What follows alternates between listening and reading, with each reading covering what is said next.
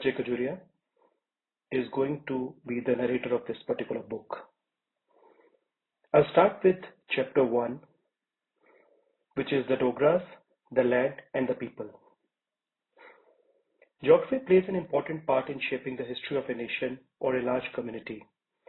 The mountains, hills, and the passes, the valleys, plains, and rivers, the climate, rainfall, the flora and fauna, and the fertility of land have all motivated men from ancient times to migrate to better pastures, settle down in fertile lands, and fight for the protection of their lands, and therefore their very survival. Communications, again dependent upon the geographical factors, made certain lands more easily accessible than others to those less fortunate and hence more hungry, and therefore had a great impact on the shaping of events in history. While an individual leader did succeed in overcoming natural obstacles and guiding the destinies of a nation, large communities have generally accepted the geographic facts and molded their lives to suit them. This can be illustrated by the study of the land and history of the Dogras, who have till to date managed to maintain their Aryan looks, martial qualities, outlooks, and many other qualities through the centuries. The Dogras are the inhabitants of the hilly regions of Jammu and Kangra. Originally, it seems, those who inhabited the territory of the erstwhile Jammu state were called the Dogras. Irrespective of their caste, later, the British called all those who enlisted in the army from the Rajput hill states as Dogras purely for military convenience. Thus, the Hindu fighting class of Jammu, Kangra, Chamba, and portions of Hoshiarpur, Gurdaspur, and Sialkot came to be called the Dogras. Grierson, the author of Linguistic Survey of India, records the boundaries of the Dogri-speaking people as extending to the Peer Panchal range to the north of Jammu, Bhadwa to the northeast, Kangra to the southeast, Gurdaspur and Sialkot towards the south and southwest, and to Nowshera beyond the Chenab to the northwest. The term Dogra, it will be noted, is geographical and not ethnical.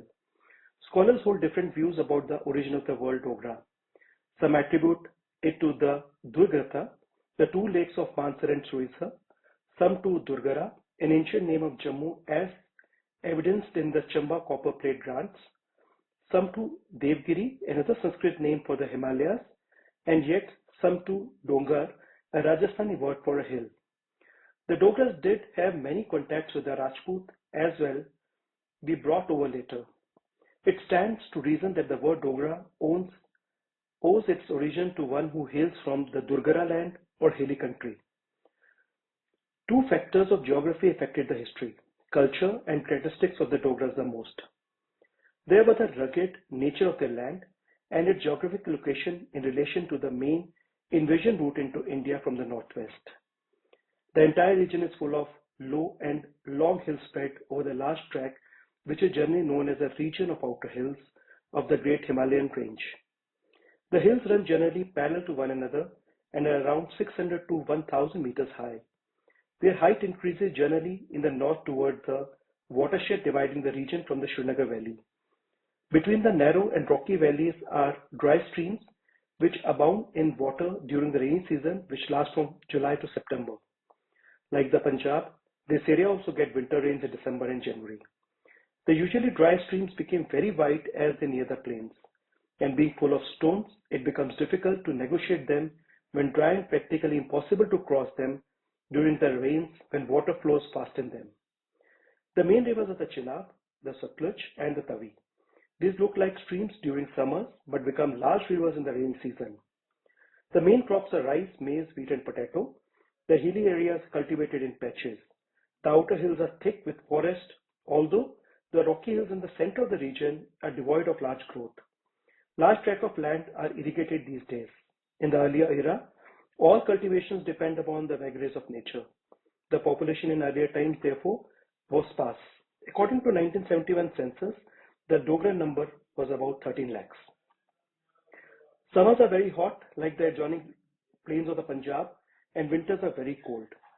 The main towns like Jammu, Akhnur, Samba, Kathua, and Pathankot are all around 300 meters or so above sea level and experiences extremes of climate. But some in the hills, like Dharamshala, Kangra, Palampur, Mandi, Udhampur, and Bilaspur are cold in winters and pleasant in summer. Even in modern times, communications are poor. Few years back, at the time of independence, Pathankot was connected with Jammu by a fair weather road, which normally was traversed by Tonga. In earlier times, the communications were primitive indeed. The main invasion route into India for centuries was across the Hindu Kush mountains through the Khyber Pass. The invaders crossed the Indus River and came into the Punjab through Rawalpindi, Sialkot, Gurdaspur, and from there to Delhi via the modern city of Chandigarh. Babur describes the route in detail in his Baburnama. The Dogras inhabit the region or the eastern and northeastern flank of this particular route. The earliest invaders settled in the land. The succeeding one failed to penetrate it for centuries. Therein lies the secret of the purity of Dogras, as the following account brings out. The Aryans were the first to invade India. They came from the banks of the Oxus in Central Asia. They first settled in Afghanistan and, crossing the Hindu Kush at the Khyber Pass, gradually moved into the Punjab around 2000 BC. From the Punjab, they made their way to the plains of the Ganges and then to the south and further eastern India. The Aryans were fair-complexioned, good-looking people who were organized in well-knit groups, each headed by a king. The society was split into four main classes, each with its defined functions. These were the Brahmins, persons of the highest of the priestly class, who laid down the law and interpreted it; the Kshatriyas, who belonged to the military caste and whose task was to protect the society against external aggression; the Vaishyas, who were agriculturists and traded with the neighboring communities; and the Shudras, who performed lowly chores. This system helped it to hold the society together against external threat and internal dissensions. The Aryans spoke Sanskrit. Their religion were based on the four Vedas, the holy books, which sang the praises of truth, beauty, and the eternal law. The Puranas were rich in literature and extolled the virtues of righteous living and final knowledge of wealth at the ripe old age. Two great epics greatly influenced the life of the people. These were the Ramayana and the Mahabharata.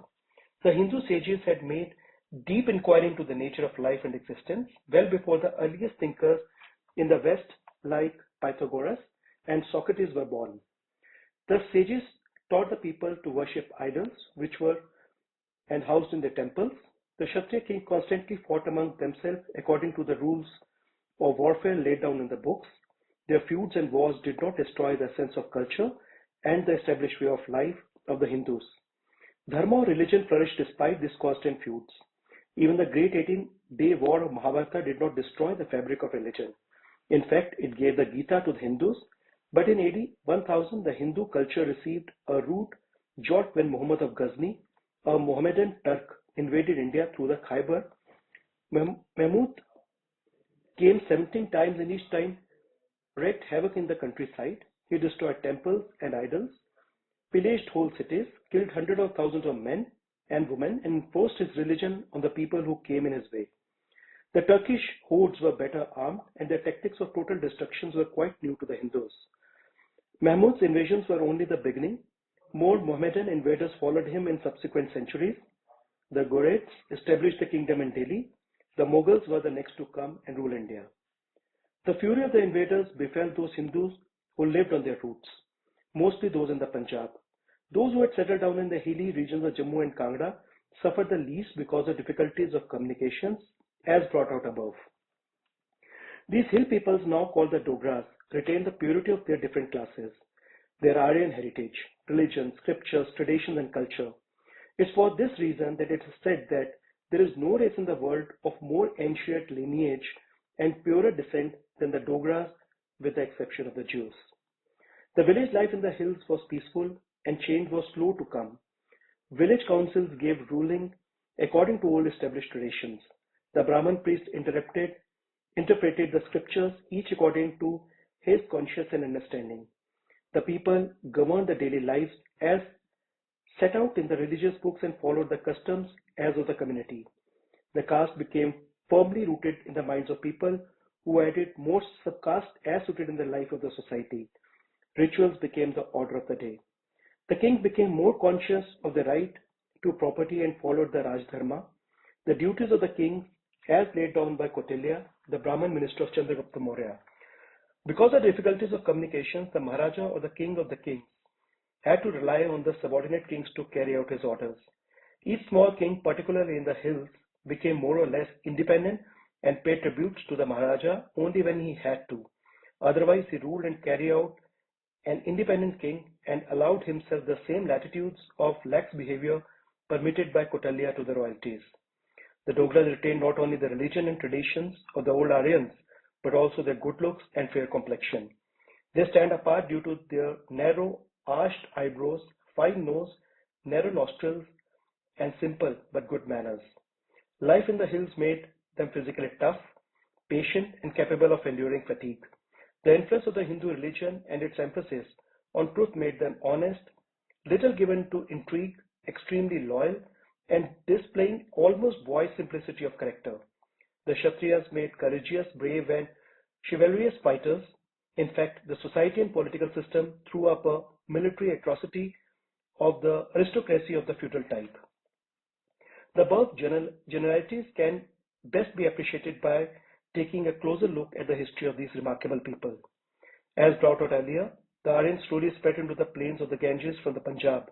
One of the great Aryans, a Kshatriya, was Rama, who ruled at Ayodhya. He was Suryavanshi or of Solar lineage. The epic of Ramayana is woven around the great Kshatriya, who is now worshipped as a god by the Hindus in the whole of India. A few centuries later was born another great Kshatriya, Krishna, who too attained divinity and is also worshipped by the Hindus. Around Krishna revolves the story of Mahabharata. He gave the Gita to the Hindus. Krishna was a Chandravanshi or a lunar race. The Dogras are also descendant of both the Suryavanshi or Chandravanshi Kshatriyas, now known as Rajputs. Both the types of Kshatriyas had settled down in Jammu and Kangra areas even before the birth of Rama. When the early Aryans came initially to the land of five rivers, history doesn't take one back to the early era. Vague references are found to then mode of living in the scriptures. Legend has it that one of the Suryavanshi Kshatriyas, Agnigar, who had a claim on the Ayodhya throne, moved to Kangra and carved out a kingdom for himself there. One of the successors was one Jambu Lochan, who founded the town of Jammu and is considered the king of the house of the Dogra rulers of Jammu. His son Dyakaran conquered Kashmir and ruled it for about 55 years. This was about 1270 BC. Jambu Lochan belonged to the Manhas clan. A number of kings ruled this area in the early period. One Susrama Chandra, descendant of Bhumchand, a mythological figure and a Chandravanshi Kshatriya who fought in the great Mahabharata war against the Pandavas settled in Jalandhar. Susarma Chandra was the founder of the Katoj kingdom with its capital at Jalandhar. This area was also known as a Trigarta. Susarma Chandra is said to have built the Kangra fort. The antiquity of this fort and the Katoj kingdom is established on the fact that the Greek historian of Alexander expedition in 327 BC referred to it. A number of references also made to this kingdom in subsequent works. The Katoj kings could not possibly have remained independent through the centuries. When Muhammad Ghori invaded India at the end of the 12th century, the capital was transferred from Jalandhar to Kangra. The Ghoris had established themselves at Lahore, and the Katoj kings may have found themselves at a disadvantage in the plains. There were two main groups of small Dogra states in the region, one comprised of Jammu and the small states around it, and the other of Jalandhar and the small state between the Ravi and the Sachloj. There were 22 states associated with Jammu, and the clans took their names from these. In the Jalandhar or Trigarta group, there were 14 states. The fortune of the Jammu and Kangra group of states varied with the passage of time, but the general pattern of political, social, economic, and temporal activities remained the same. In the 11th century, Jammu was known as Durgara, with its capital at Babapura, which is Babur, about 28 kilometers east of Jammu. Two or three Rajas of Babapura were vassals of Kashmir in the 11th century. Jammu became the capital sometime in the 13th or 14th century. In the 14th century, Kangra and Jammu were captured by Timur the Lame on his way back after sacking Delhi. Akbar turned his attention to Kangra in 1556, the year he ascended the Delhi throne and secured the submission. 39 years later, he sent a force to subdue the Rajas of the 22 hill states by Jammu. He brought them under his control. Among them who submitted were the Rajas of Jammu, Jasrota, Mankot, Lakhanpur, Paddu and Bilaur. Due to the poor state of communication, it was not possible for the rulers at Delhi to exercise day-to-day control over these Rajas, who for all practical purposes remained independent at the Delhi rulers. There was built-in cause for instability in the Mughal rule. The rulers were Mohammedan, and most of the subjugated people were Hindus who looked up to the rulers who had to be suffered. After the death of Aurangzeb in 1705, in the south where he had spent a number of years trying to subjugate the Marathas, his successors in Delhi found it impossible to retain control over their vast Indian empire. The Marathas rose to a great power in the south. The East India Company found a foothold in the country. At the famous Third Battle of Panipat, Ahmad Shah Abdali defeated the Marathas in 1761. Taking advantage of the fall of Mughal Empire, the Dogra state tried to reassert their independence, but they could not succeed against the new masters, the Afghans. Kangra was no exception to this. Akbar had obtained 66 rich villages from Kangra in 1556. With the decline of the Mughal power, the Afghans had obtained independent right over Kangra and other hill states, but their rule was only nominal. Taking advantage of the prevailing anarchy, the hill chiefs rose in rebellion and once again took possession of their lands. In the hill country, Raja Ranjit Deo of Jammu and Raja Kirpal Deo of Jasrota were two powerful contenders for supremacy. Ranjit Deo got his rival into his custody, acknowledged the vassalage to Delhi, and obtained permission to appropriate the land of his rival. By defeating several petty chieftains around Sialkot, he extended his rule considerably by 1773. Ranjit Deo died in 1780. He was succeeded by his son Brijraj Deo. In the Kangra area, the Katoj king Sansar Chand, who had lost the fort of Kangra to the Mughals, took possession of it with the help of a Sikh chieftain who, however, refused to hand it over to the rightful owner. This Sikh named Jai Singh, flushed by his success, took on his rival Mahan Singh, the father of the famous Ranjit Singh, the Lion of Punjab. When Mahan Singh was returning from Jammu after sacking it in 1780, in the battle fought at Batala, Jai Singh was defeated by the combined armies of Mahan Singh and Sansar Chand. In recognition of his services and his claim to Kangra, Mahan Singh gave him the possession of the Kangra fort, which thus returned to its rightful owner after 2 centuries of Mughal occupation. The Sikhs were a rising power then in the Punjab. They constantly raided Sialkot and extracted large sums from Brijraj Deo, who was a weakling. Finally, in the Battle of Rumal, Brijraj Deo was killed and his forces defeated. The entire hill territory was then divided by the Sikh chiefs among themselves. The Suryavanshi Rajputs were made of a sterner stuff. Gulab Singh, Dhyan Singh and Suchet Singh, 3 sons of Surat Singh, a younger brother of Ranjit Deo, went to the court of Maharaja Ranjit Singh at Lahore and worked their way up soldiers of fortune. In 1820, Gulab Singh became the Raja of Jammu, and Dhyan and Suchet Singh were given Punch and Bandralta respectively as Jagirs. In Kangra, Sansar Chand, who was an ambitious man, claimed leadership of the Jalandhar group of states. He invaded the Jalandhar Doab in 1803 and again in 1804, but was driven back to Kangra by Ranjit Singh. The hill chiefs joined hands against Sansar Chand and with the help of Gorkhas, who had by then established their rule up to the Satluj, defeated the army of Sansar Chand and invested Kangra fort. Despite a siege lasting 3 years, they could not capture the fort. Finally, Sansar Chand appealed to Ranjit Singh for aid, which he got, but at the price of surrendering the fort to the Sikh rulers. Ranjit Singh threw out the Gorkhas, took possession of the fort and also the 66 villages once under the Mughal rule. By 1809, Sansar Chand was reduced to the status of a small chieftain. He died in 1823. Gulab Singh was the first ruler who laid the foundation of a viable and well-administrated state of Jammu and Kashmir. He had joined the Sikh army as a common trooper and slowly won the confidence of Maharaja Ranjit Singh by his valor in the various Sikh campaigns. Gulab Singh was bestowed his own state as a Jagir in 1820 by Ranjit Singh for putting down a rebellion led by one Mian Dedu. He raised a small army of his own with the permission of Ranjit Singh. Next year, Gulab Singh annexed Kishtwar. In Ranjit Singh campaign in Kashmir during 1821, he captured the Raja of Rajouri and handed him over to the Maharaja. In 1822, Ranjit Singh officially conferred the title of Raja on Gulab Singh. Jammu once again became a Dogra state. By 1827, Gulab Singh extended his rule to the Kashmir Valley. One of the outstanding Dogras who rose high in Gulab Singh's army was Zorawar Singh. He had joined the army as a sepoy and soon won the confidence of Gulab Singh. Initially, more of his administrative acumen, later proved his skill on the battlefield. In July 1834, Zorawar Singh entered Ladakh at the head of a 10,000 strong force through the Purik Pass to conquer the region. Ladakh was then ruled by Sipal Namgyal. After engaging the Ladakhis in a number of battles, Zorawar Singh reached Leh and settled the tribute to be paid by Ladakh to Kashmir. Zorawar Singh was engaged for some time putting down rebellions. It meant undertaking long marches at a height above 3,500 meters and then fighting the rebels who knew the ground better than him and his troops. After appointing a governor at Leh, he returned to Jammu to go back again next year in 1836 to Ladakh, this time with 3,000 Dogra troops to bring the new governor to book. He fortified Leh and placed a garrison there. By 1840, Ladakh became a tributary of Jammu.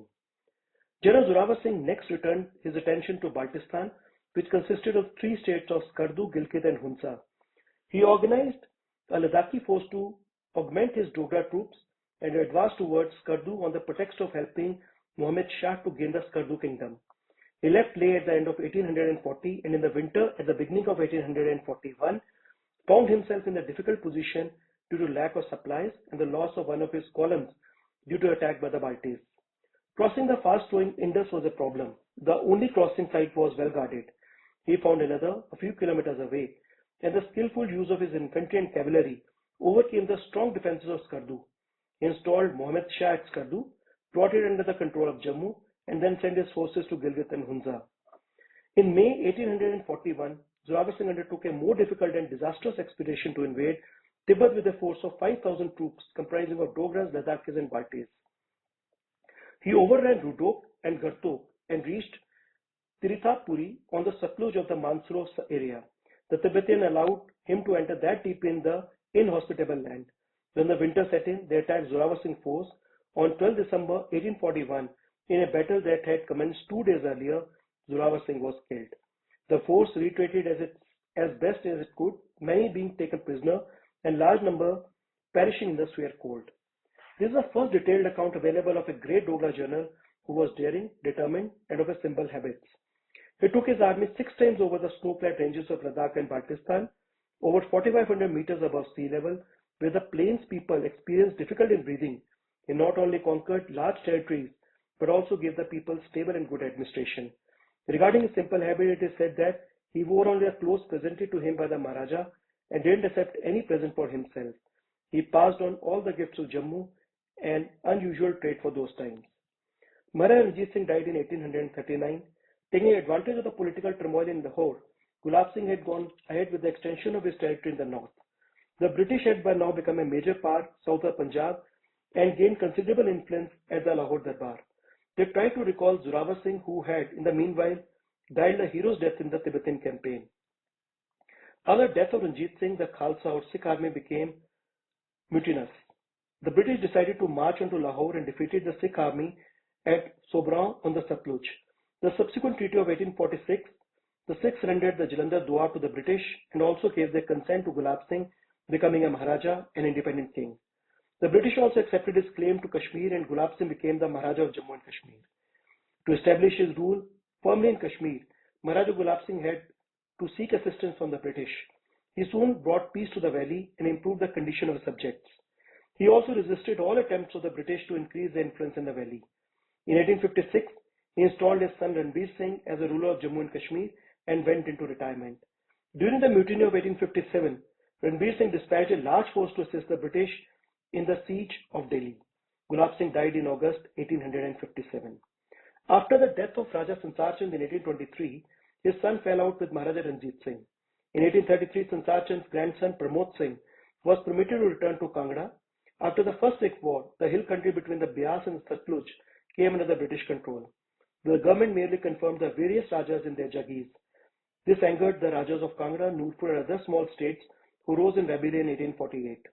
Pramod Singh was defeated and banished to Almora where he died childless. Ludhar Chand, nephew of Raja Sansar Chand, succeeded him.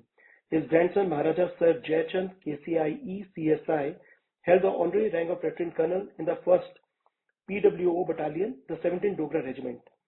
He was also the honorary colonel of the 11th Territorial Battalion.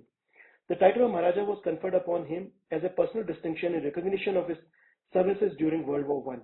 He was the second vice regal Darbari in Kangra district. In Kashmir, Maharaja Ranbir Singh succeeded in bringing the method of Chitral under his control. He died in 1885 and was succeeded by his son Pratap Singh. In 1888, the British government succeeded in appointing a full-time resident for the state, which the Kashmir rulers had resisted. With this started the intrigues to gain full control of Gilgit and ultimately annex the state itself. On the basis of some forged letters, the resident accused the Maharaja of conspiring with the Russians against the British, and he was asked to resign on the grounds of incompetence and being incapable of implementing administrative reforms. Soon afterwards, there was a considerable military activity in the region next to Jammu and Kashmir. The British brought Gilgit under their control. The Maharaja was appointed President of the Council of Regency in 1891 and during the next decade regained his full powers. It was during his period that the state raised imperial service troops consisting of a mixed brigade with two mountain batteries. The soldiers were mostly Dogras, Sikh, Gorkhas, and Muslims from Jammu and Kashmir. The state forces took part in the World War I, and the Dogra-dominated army acquitted itself well in the famous battles of Megiddo and Nablus.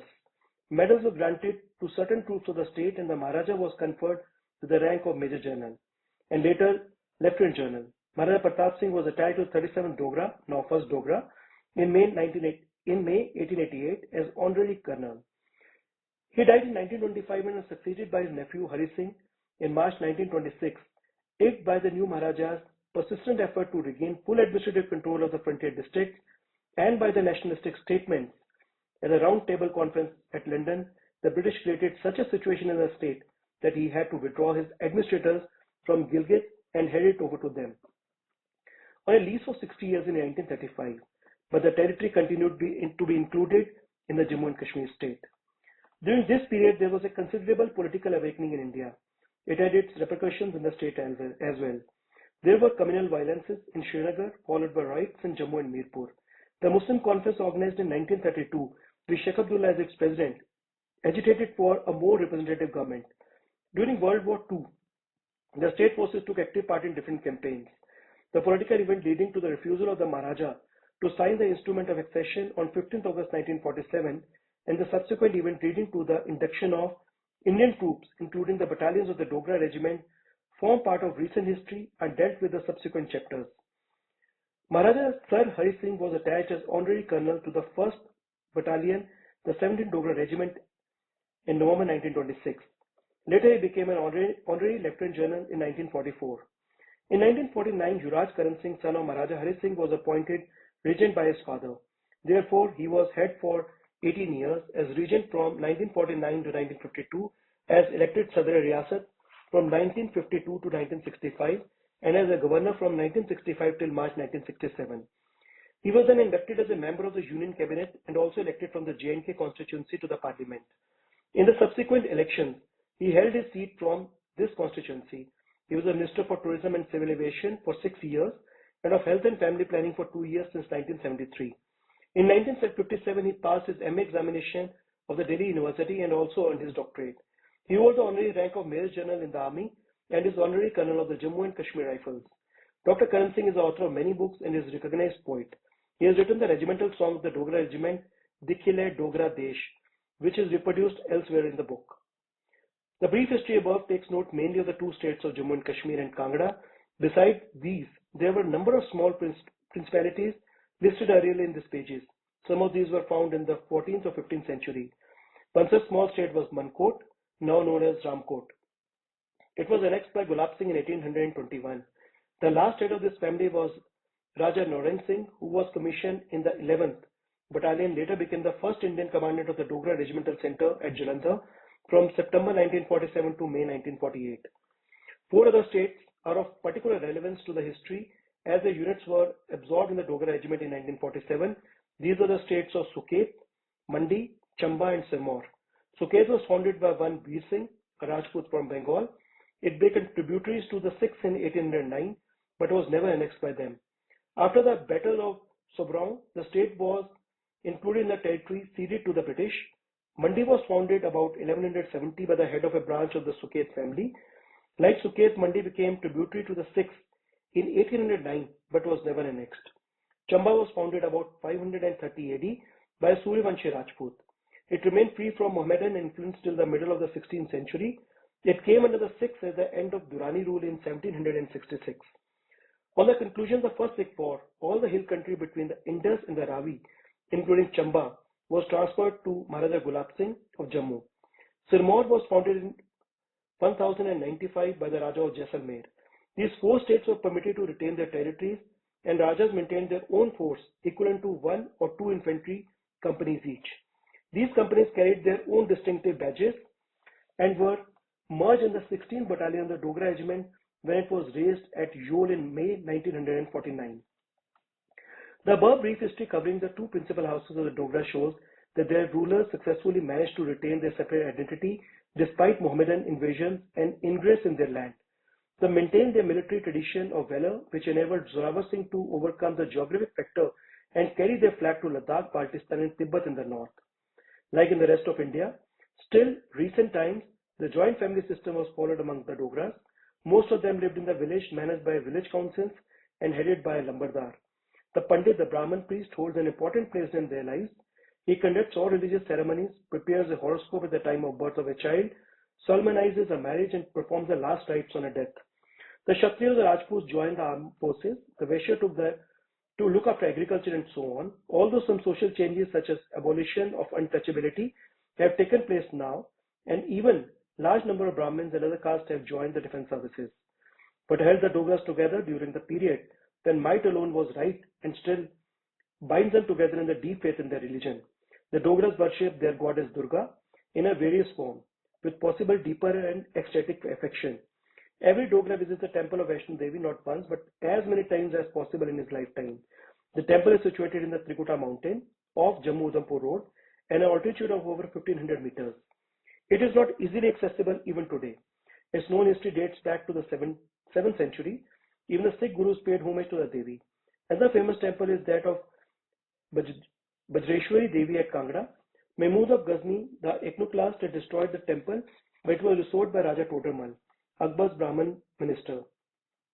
The other famous Devi temples are those of Durga Mata at Chintapurni in Una district and Jwalamukhi in Kangra district, both in Himachal Pradesh. A large number of sheep and goats used to be sacrificed almost daily till recent years at both these temples. 3 fairs are held at Chintapurni and 2 at Jwalamukhi every year. So great is the devotion of the Dogras to Durga Mata and Jwala Mata. That is the war cry of all the Dogra troops when they go into battle is Jwala Mata ki Jai. They also worship Vishnu and his two principal incarnations, that is Rama and Krishna.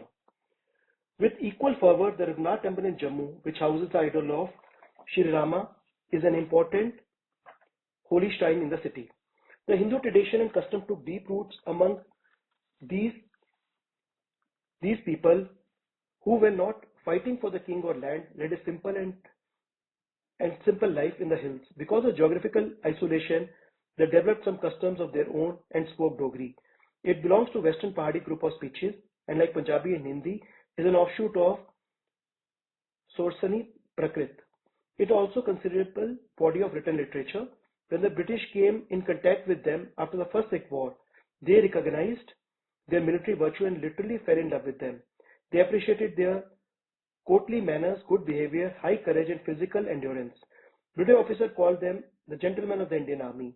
Some compared them to the Scots with whom they thought that they had much in common. Field Marshal Sir William Slim wrote of them thus: the Douglas proved himself yet again a hardened and a courageous fighter. Like his predecessors, he has been proud of his military heritage and shown himself well versed in the art of war. Nor did he fail to live up to his age-old reputation of combining courage with modesty and good manners, as a gentleman should. I know from personal experience that in army with many fine battalions, the Dogras have not merely upheld their battalion reputation, but have added luster to the pages of history about their own regiment and of the Indian Army. Another characteristic of Dogras which stands out conspicuously is their loyalty to superiors. Because of Akbar's conciliatory policy and religious intolerance, the Dogras stood by him and later his successors. When the Mughals were replaced by Sikhs, the latter got the same obedience and faithfulness from the Dogras. The British exploited these characteristics fully in putting down a mutiny of 1857 with the help of Dogra troops of Maharaja Ranbir Singh. Mostly enlisted after 1857 into the Indian Cavalry and Infantry, the Dogras acquired fame in the two world wars. After independence, they cut a special niche for themselves, as this record of the Dogra Regiment amply brings out. Like all good soldiers, the Dogras are keen sportsmen, good wrestlers, excellent mountaineers, and sharpshooters. A number of Dogra represented India at the Asian Games and in the Olympics. Naib Subedar Desraj Sharma created mountaineering history while skiing down the icy steep slopes of Trishul. The Dogra Regiment won the Army Rifle Association Championship for the 3 consecutive years when competing against the best regiments of the Indian Army. End of the chapter 1.